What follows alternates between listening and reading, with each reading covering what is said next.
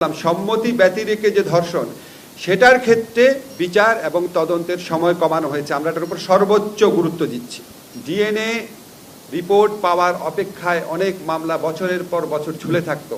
তো আমরা এই আইনে বিধান করেছি ডিএনএর রিপোর্ট ছাড়াই আদালত যদি মনে করে মেডিকেল সার্টিফিকেট এবং পারিপার্শ্বিক সাক্ষ্যের ভিত্তিতে বিচার সম্ভব, তাহলে আদালত ডিএনএ সার্টিফিকেট ছাড়াই মামলা দ্রুত বিচার করার জন্য মেডিকেল সার্টিফিকেট এবং পারিপার্শ্বিক সাক্ষ্যের ভিত্তিতে বিচার করবে।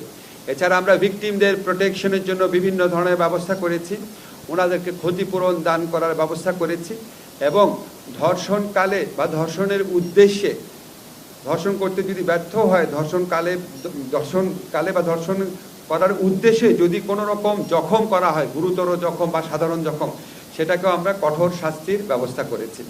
আপনারা বৃহস্পতিবার দিন এটা চূড়ান্ত অনুমোদন হয়ে যাবে আমরা আশা করছি।